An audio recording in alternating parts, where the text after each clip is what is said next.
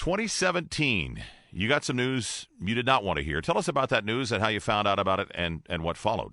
Well, I had a bunch of testing done down in spring training and was kind of looking like I was going to hear the word that I was going to have prostate cancer. I was still hoping that my biopsy would be negative, but we were down in Anaheim and my phone rang when I was in the clubhouse, and I knew it was the doctor calling me from Arizona, so I went out and sat in the dugout and took the call, and then he said, you do in fact have prostate cancer, so when you get back to Seattle, you need to get this thing taken care of.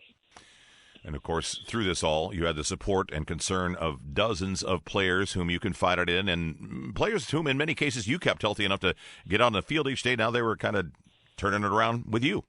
Yeah, I had a really good group, about 7 or 8 guys that really took care of myself and Rachel. Rachel was, at the time, undergoing breast cancer treatments.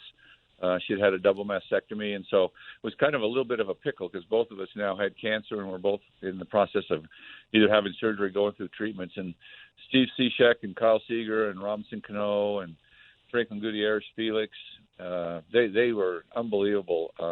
They helped us out so much and went out of their way to make sure that things were comfortable for both of us. Yeah, your wife Rachel facing her own battle there, and you had to support each other while also going through treatments and trying to get yourselves healthy. Now, you had a recurrence a couple of years later, and how are you doing today? Well, what happened was I had my prostate removed surgically, and then my PSA was slowly going up. And the doctor said, it's kind of your choice. You can ride it out. It might not ever get to the point where we consider it to be a concern, or you can be proactive and you can do some radiation therapy. And I didn't want to take a chance because I'm still very active. I'm healthy.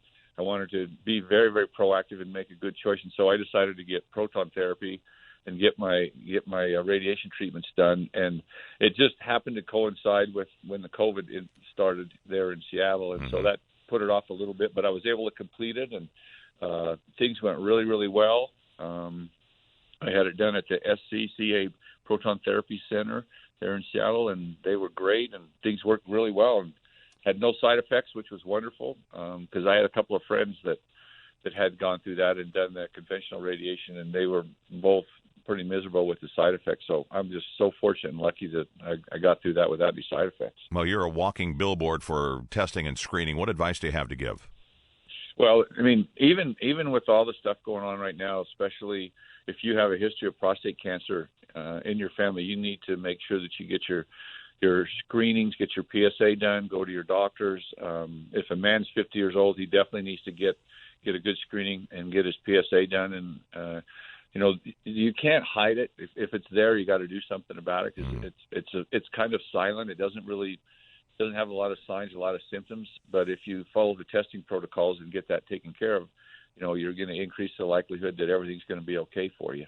Well, we're glad everything's okay for you and for Rachel, and thank you so much for sharing your story. Great to hear your voice, and stay healthy. All right, Mike. Good talking to you, and you take care. All right. Thanks, Rick. Rick Griffin, trainer emeritus for the Mariners.